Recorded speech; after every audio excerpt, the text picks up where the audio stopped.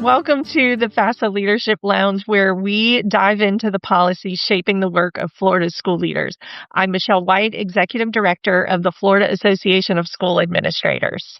And I'm Jessica Janasiewicz, lobbyist for FAFSA and for several school districts across the state of Florida.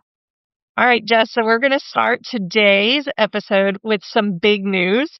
Last week, we had some special elections in the state of Florida to fill both House and Senate seats at the state level, and there were some big surprises. Absolutely. There sure were, starting with Senate District 14, which was vacated due to former Senator Jay Collins when he was appointed to serve as lieutenant governor. So that opened up his seat, and it was in a surprising turn of events. The Democratic candidate Brian Nathan pulled off an upset against the Republican former Representative Josie Tomko, who our listeners may remember serving for a number of years in the House. And for some of those years, she was actually our education appropriations chairman. So someone who's pretty well known, and it was thought that, she was more than likely going to be successful. Certainly fundraising was much more in her favor than the Democrat. And so everyone thought that it would, maybe a tight race, but that she would pull it out. Absolutely. And it was so close. They were separated by just 408 votes, which is just barely out of the range for a recount that would normally be needed if a race is too close to call. So he has definitely won that seat for now. That's right. Sorry, that's exactly right. But it's interesting to note that just 2 years ago, when Senator Collins was running for that seat, he actually won the seat by 10 points. So, that was a presidential election. Obviously, things are different. Turnout's different at that time and everything. This is a special election. But I do think that is pretty telling. What's interesting, too, about this seat is that they will have to have another election in November. So this special just fills the time between now and the general election in November. So these candidates may meet again very soon. In fact, Representative Tomko, when she was speaking to her followers at the election party later that night, said, "Welcome to my campaign launch party." So she is ready to start running for that seat again. That's right. So it is definitely a little, I'm going to say crazy, but it's Florida politics. At the end of the day, anything can happen. We'll definitely see what's going to happen over the next few months with that Senate district, but also House District 87. So the Democrat candidate also won there. Emily Gregory is a small business owner from the Palm Beach area, and she defeated John Maples, who is a financial advisor and a Republican.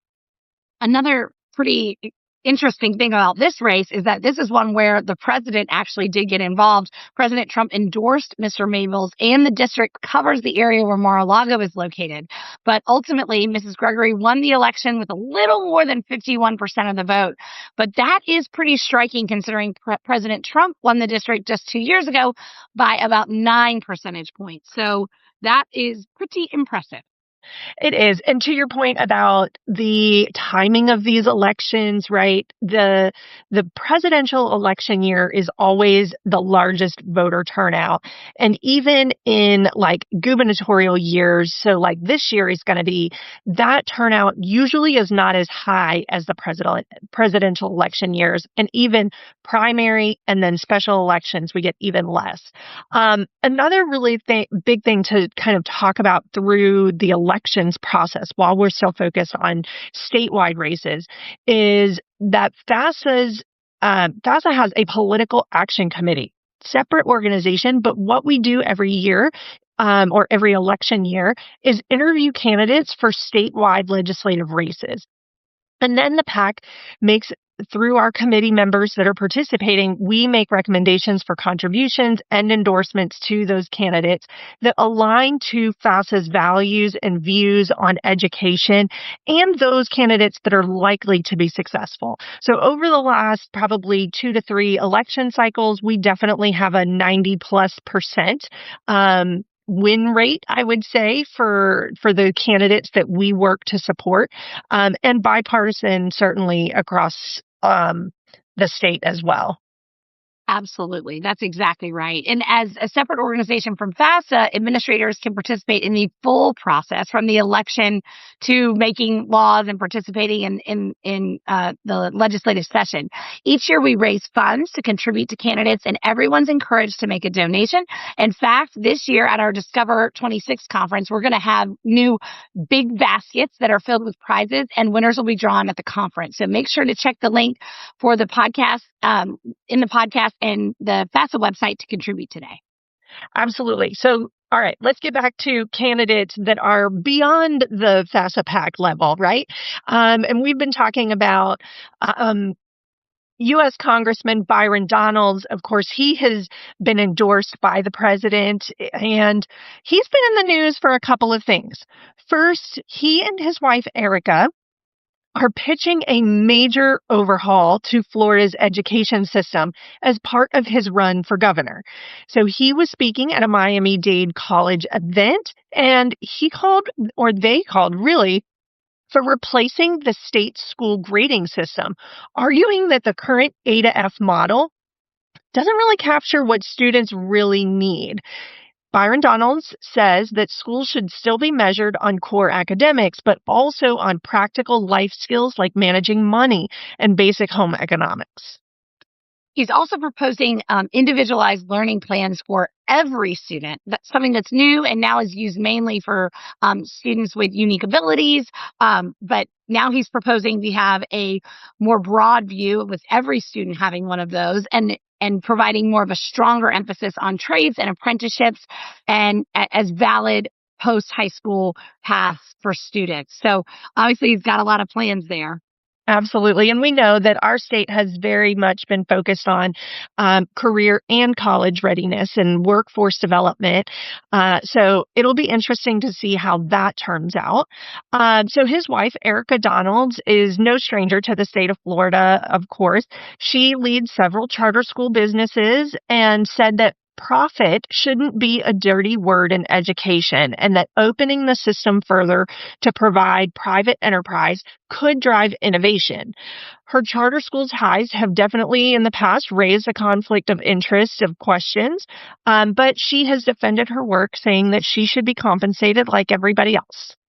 The couple's vision that they spoke of this week certainly offers the clearest look yet on how current Congressman Donalds might reshape Florida's education system if he was to be elected governor. And I think as we were talking about building those relationships and talking about with the PAC and what we were discussing earlier, I do think it's important to note he's someone that we connected with, very early on in his time in the Florida House. And it just shows you that you never know where these folks, when you're supporting them, when they are House members, what will happen when they become, either state senators or U.S. senators or, in fact, right now, obviously a U.S. congressman and maybe the next governor.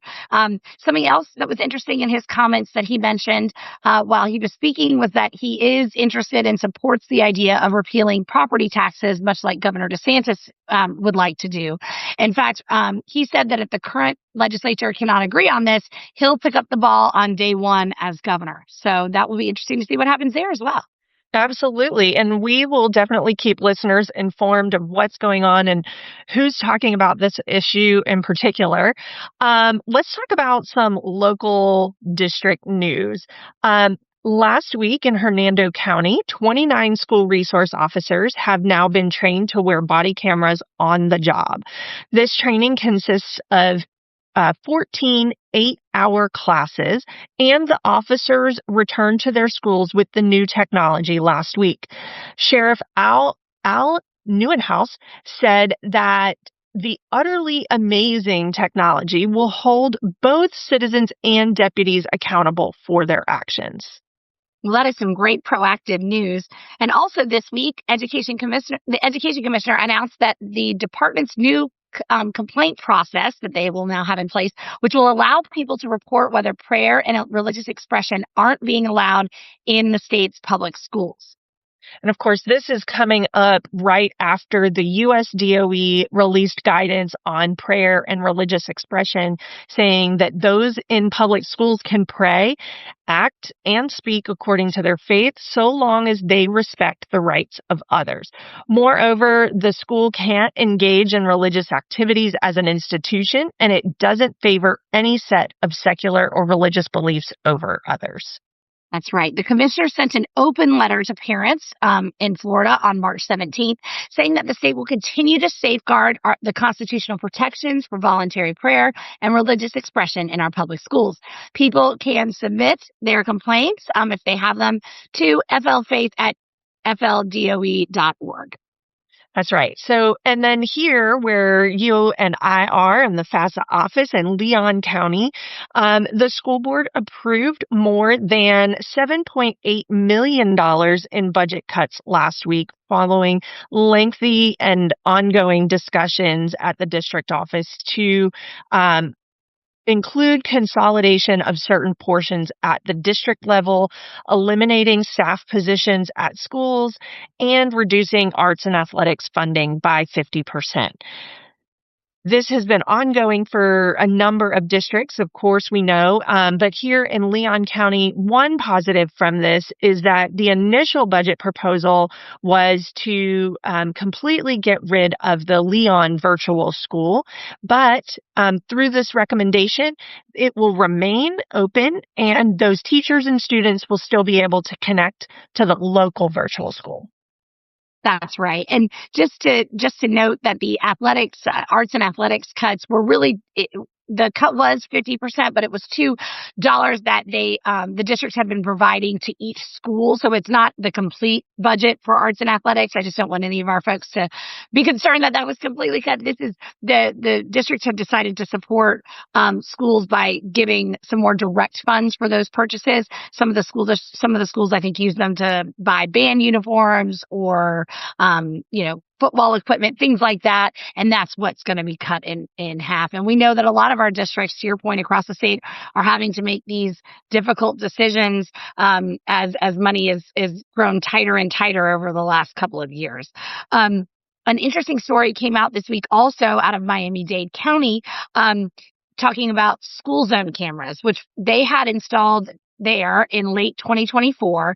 And since that time, the county has issued hundreds of thousands of automated speeding violations of $100. Of course, that's not a surprise. Miami-Dade is huge, very large population. So we would expect that, they would have more than other areas of the state. That's right. So here's the surprise, though. It is not just that they've issued all of these tickets.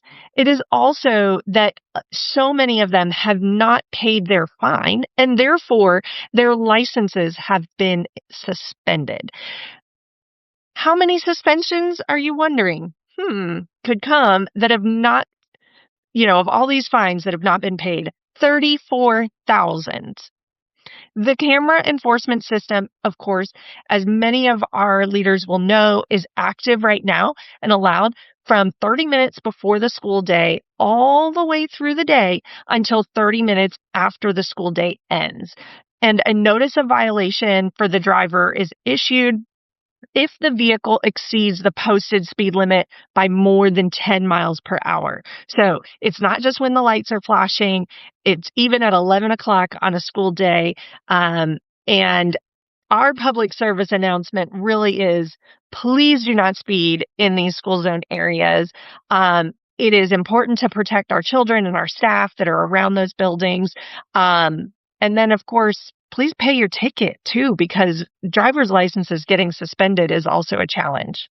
That's exactly right. And I do think there was, perhaps some confusion, I think, statewide about that those violations could occur anytime during the school day. I think a lot of us are used to the more, traditional idea of when those lights are flashing, that's when, you can get a violation and not during the actual school day. But in fact, that is what they're allowed to do. And it certainly seems like they've been successful in catching folks in Miami-Dade. And I imagine it's the same across the state.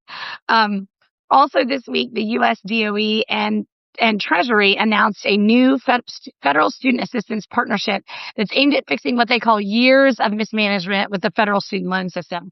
Right now, the student loan portfolio is nearly $1.7 trillion, with fewer than 40% of borrowers actively repaying and almost a quarter in default. Under this new agreement, the Treasury Department will take over collecting defaulted student loans to help bring borrowers back into repayment, with potential expansion to other loan operations. Administration officials say this move brings financial discipline, protects taxpayers, addresses a system that's grown larger than the nation's credit card and auto debt combined. So we'll have to watch that to be sure. For sure. That is a lot of money. So here's also another interesting story from last week. The nonprofit Global Research Institute, RAND Corporation, released a study about middle and high school students using AI to help with their homework.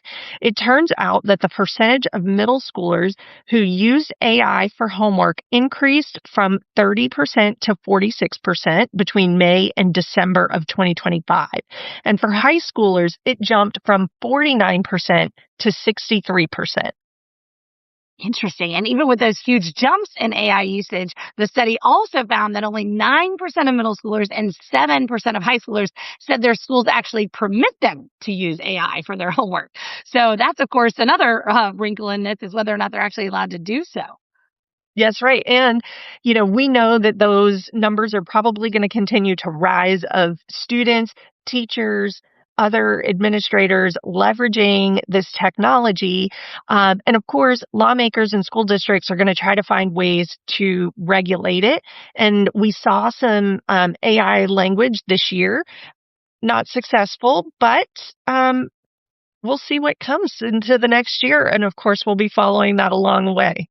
Absolutely. On a similar note, let's talk about rulemaking and rule development at the state level, because it's something we've talked a lot about as we've been talking about legislation, because of course we know the legislature passes bills, but then that is not the end of what we see when it comes to actual implementation and how we do the things, how our districts do the things, put into place the things that the legislature passes. Absolutely. So we frequently mention that the Florida DOE has a lot of rules in development. But what does that really mean? And how many really is a lot? So sometimes we have seen over the last 5 years as many as 60 rules under development. And I would say anything more than 10 is probably a lot. And it's constantly in flux. But let's talk about what rulemaking really means. It is creating, changing, and removing the rule language. And this process is fairly straightforward. The agency, meaning Florida DOE, will put out a rule notice. Hopefully, they will share the rule text with us ahead of time, and us being the general public. They notify the public through online systems that the rule is open for development, collects the public comment, and then, of course, moves forward depending on any input provided, any changes to that language for approval by the State Board of Education. Absolutely. So in Florida statute, Chapter 120 sets the rules for how agencies must create or update regulations. So the Department of State has the authority from the legislature to adopt additional procedural rules found in Chapter 11 of the Florida Administrative Code to help implement and clarify these requirements. That's right. And so agencies can adopt rules that directly carry out the powers and duties given to them by law, like what you were saying, where we will see it in the statute. And sometimes in those bills, it will specifically say that the Florida Department of Education is required to do rulemaking, or that they can do rulemaking. They can't really just create rules because it might be helpful, or it might generally relate to the purpose of a statute. But we also know that the Florida Department of Education has more rulemaking authority than any other agency in the state of Florida, due to some changes made a few years back. So it gives the executive branch really a little bit more room to create these rules that ultimately are still additional layers of policy that our district and school level leaders have to then implement. Absolutely. And you can click on the link in the podcast description to find the resources that are available for this episode. And in the resources, there's a link to what rules are currently under development. And you can bet that there will be more coming based on the bills that were passed during this legislative session. Once they are sent to the governor, and assuming that he signs the bills, then it'll be time for the Department of Education to start that process for many of those pieces of legislation that require additional rules to help clarify the implementation for those pieces of policy. That's right. And so to that end, as we continue to move through these next few episodes of the Leadership Lounge, we're going to dive in probably more to what those policies and pieces of legislation look like that actually did pass. The nice thing is we only had 16 to 20 education-related bills that are really going to impact our schools and our districts this year, other than the budget. And of course, we know we're still waiting on that. More details to come as the legislature even tries to figure out when they're going to come back and do that. So please stay tuned. Please remember to register for the Discover 26 conference. It is filling up so fast. We can't wait to see you all in person and, of course, give you legislative updates while we're there. We thank you all for listening, and we will talk to you soon. Thank you for listening to the Leadership Lounge podcast presented by the Florida Association of School Administrators. Today's podcast was hosted by Michelle White and Jessica Janasiewicz. The podcast was produced by Jeff Willoughby. Make sure to subscribe to the podcast wherever you listen to your favorite podcasts. New episodes are released each Monday. For show topics, suggestions, questions, or comments, please email communications@facet.net. We hope you enjoyed the show.